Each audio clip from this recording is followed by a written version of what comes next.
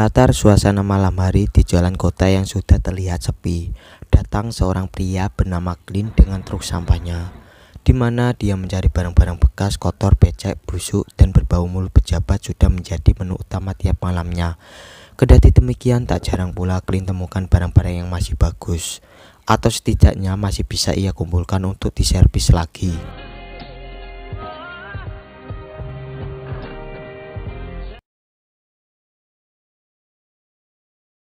Sementara itu, kita akan diperlihatkan pada sebuah komplek perumahan yang sudah berubah menjadi seperti kota mati.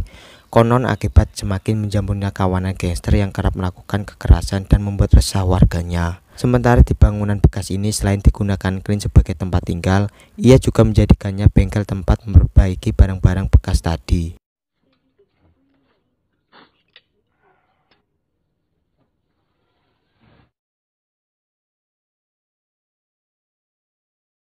Beruntung ada salah satu seorang sahabat Clint yang siap membeli semua barang-barang tersebut, sehingga dari hasil penjualannya bisa Clint gunakan untuk menyambung hidup selain dari gaji mengepul sampah yang tak seberapa, dan itu pun didapatkannya hanya sebulan sekali saja.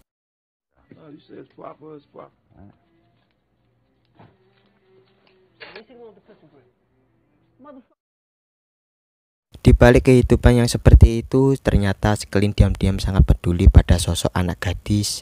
Dia bernama Diana, ini parasnya. Dan itu bermula karena Diana selalu mengingatkan Clint akan putrinya yang telah meninggal. Diana yang yatim piatu ini tinggal serumah dengan ambunya, di mana hal tersebut membuat Clint semakin perhatian seperti pada anaknya sendiri. Dan kita diperkenalkan juga sosok kepala gangster paling berkuasa di sana. Dia bernama Michael, ini bebengusnya. Yang di hari itu anaknya bernama Rocky baru saja selesai menjalani hukuman formalitas di dalam penjara. Anehnya si Rocky ini justru memilih pulang bersama teman-temannya ketimbang dengan ayahnya sendiri.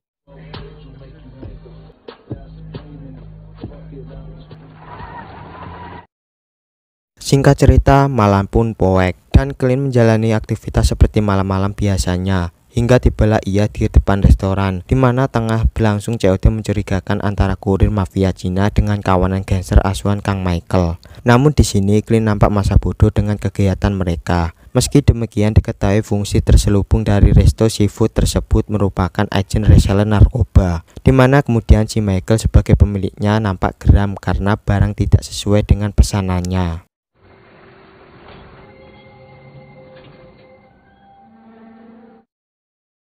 Esoknya Clint berkesempatan mengantar Diana ke sekolah, sebab bus sekolah biasa menjemputnya sedang tak bisa lewat ke jalur situ. Maka timbullah rasa iba di hati Clint sehingga ia menghadiahi Diana sepeda bekas untuk sesekali digunakannya pergi ke sekolah.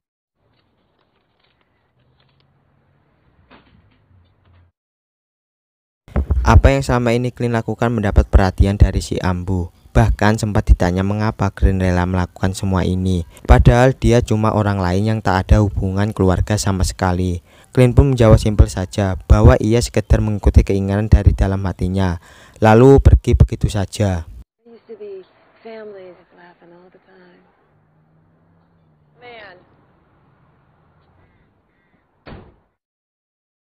Bersamaan dengan itu, resto seafood tadi telah datang kurir Cina dengan satu mobil box berisi paketan yang sama. Namun berawal dari kekecewaan sebelumnya, Michael pun lantas melampiaskan kemarahannya pada salah satu dari kurir tersebut di depan mata kepala anaknya sendiri.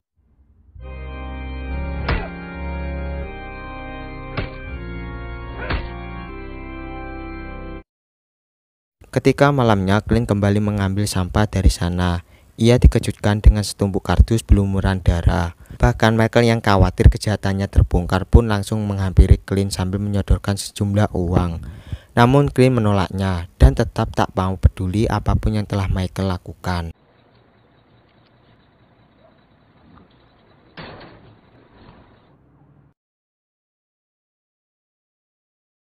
Hingga pada suatu ketika Clint terpaksa harus memeriksa mobil tuannya yang tiba-tiba mati. Lalu muncullah seorang yang tengah berusaha lari dalam pengejaran sekawanan gangster. Clint yang kaget banget pun spontan bergegas ke arah mereka. Dan kali ini dia seperti penasaran untuk memastikan yang sedang terjadi. Namun tiba-tiba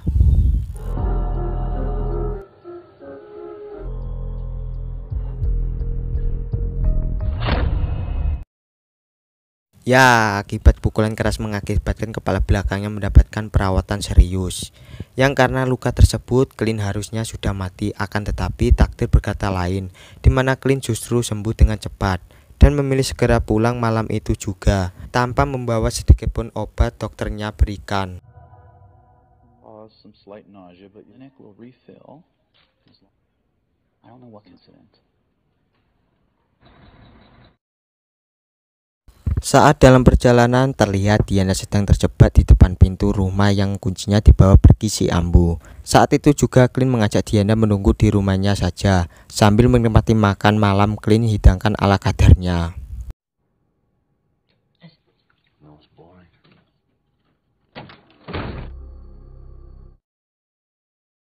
Sementara itu scene berpindah. Nampak Michael berusaha menasihati Rocky anaknya. Namun alih-alih meresponnya baik-baik, si Rocky justru berbalik melawannya. Karena merasa jika selama ini ia hanya diberi contoh sikap yang salah dari sang ayah. Alhasil kini dia cenderung lebih suka keluyuran daripada harus respect dengan sikap ayahnya tersebut.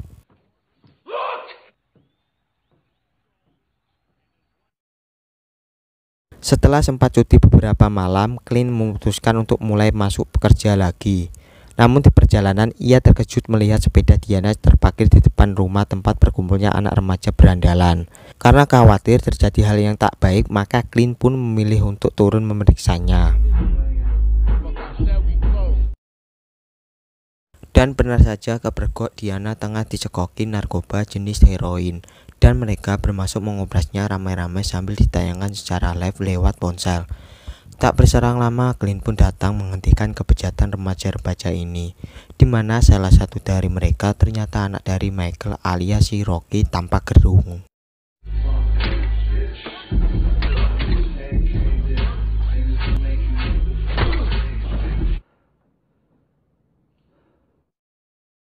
Beberapa hari setelahnya terlihat balutan perban masih melilit di wajah Rocky yang petot.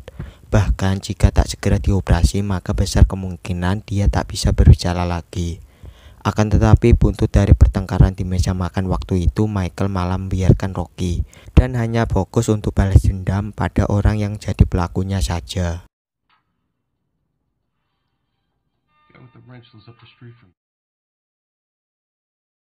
Hingga pada suatu hari, berkat bantuan seorang polisi yang tunduk di bawah pengaruh Michael, maka terungkaplah bahwa target yang sedang mereka cari tak lain adalah Clint.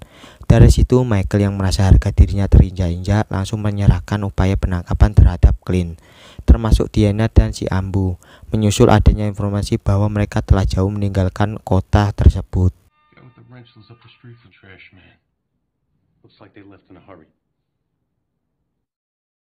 Di dalam perjalanan, Clint memutuskan berhenti di sebuah kafe yang ada WC umumnya. Selain karena penyakit desersi kambuhnya yang kembali kumat, di sini Clint juga berkesempatan untuk mencari mobil lain yang lebih prima untuk menempuh perjalanan jauh.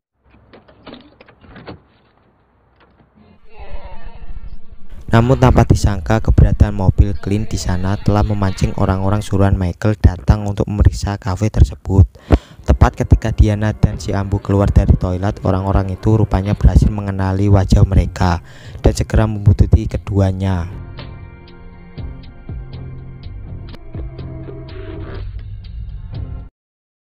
Sementara Clint baru sadar bahwa posisi sedang terancam, langsung mengincar salah satu anggota gangster yang masih menunggu di mobil. Dan tak butuh waktu lama, orang itu pun berhasil dihabisi tanpa ampun.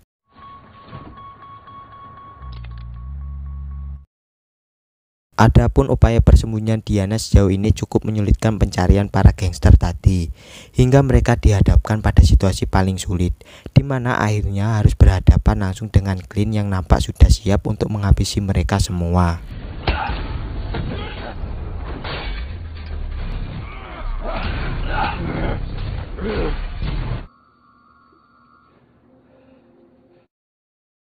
Selintas Clint kembali teringat kisah kelam di masa lalu ketika putrinya tewas setelah iseng-iseng menyuntikkan cairan narkoba yang biasanya Clint gunakan sehari-hari. Maka dari rasa bersalahnya itu, Clint telah bersumpah untuk tetap menjaga Diana sebagai penebus atas keteledorannya tersebut.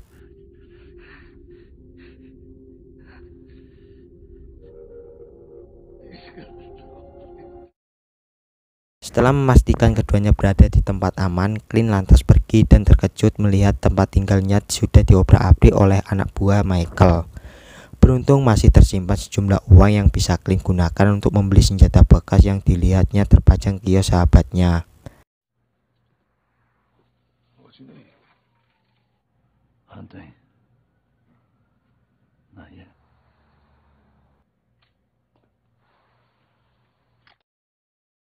Beralih ke tempat Michael dan anggotanya berkumpul, di mana saat ini mereka baru mengetahui jika sebenarnya Clint adalah seorang mantan pembunuh bayaran paling kejam.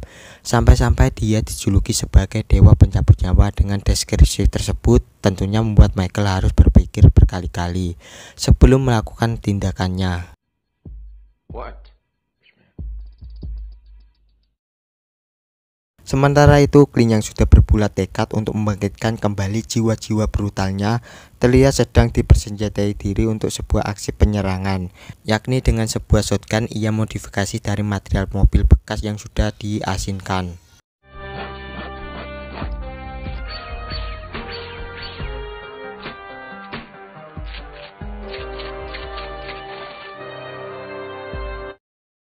Untuk mengantisipasi hal tersebut, Michael sengaja mendatangkan beberapa orang dari mafia lain untuk berjaga-jaga di rumahnya. Karena walau bagaimanapun untuk menghadapi seorang Clint pastinya tak akan cukup jika cuma mengandalkan kekuatan dari personilnya saja.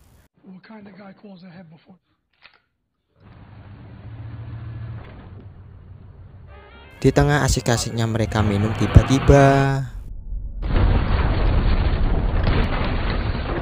sebuah truk sampah mendobrak rumah Michael disusul dengan padamnya penerangan. Karena Clint sengaja telah membuat gardu listrik meledak terlebih dahulu. Alhasil dengan begitu leluasanya Clint mulai menyerang para mafia yang ada di sana satu persatu.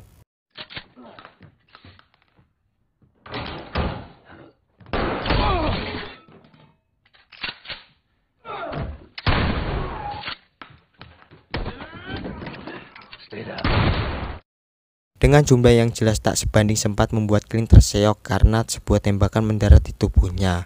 Namun dia kembali bangkit untuk menyusul Michael. Saat keributan terjadi, justru memilih pergi bersembunyi di lantai atas rumahnya.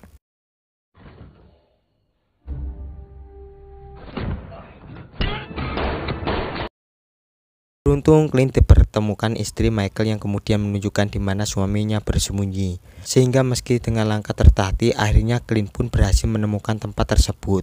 Namun sayang usahanya itu harus terhambat dengan persediaan amunisi yang sudah habis.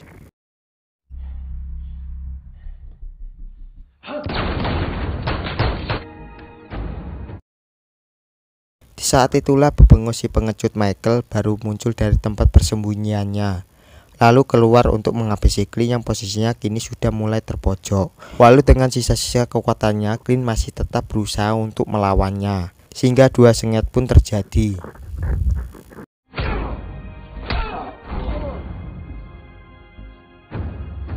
Pertarungan ini sekaligus menggambarkan bahwa Clint merupakan predator paling mentereng yang pernah berjaya pada masanya. Dan hal itu terbukti ketika ia mampu membalikan keadaan, di mana Michael dibuatnya benar-benar tak berdaya. Namun tiba-tiba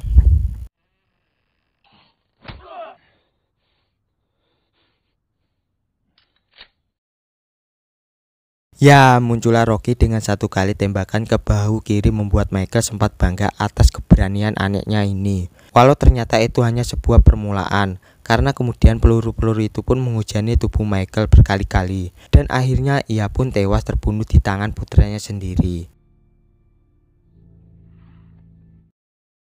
Bukan tanpa alasan Rocky nekat melakukan ini. Memang sejak awal ia terbiasa dengan contoh sikap yang brutal. Maka tak heran jika sesekali ia merasa kecewa kemudian dituntaskan dengan gaya-gaya kebrutalan pula.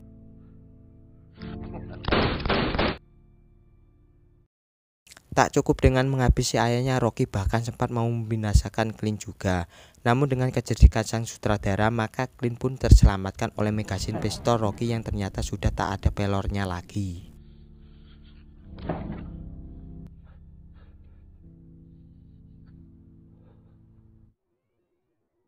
Singkat waktu, pada beberapa bulan kemudian diperlihatkan tempat Diana tinggal yang telah kembali hidup seperti sedia kala. Dan kabar baiknya bahwa isu kriminal dan premanisme tak terdengar di sana, di mana itu semua berkat jasa Clean alias si pembersih segala jenis sampah termasuk sampah masyarakat juga.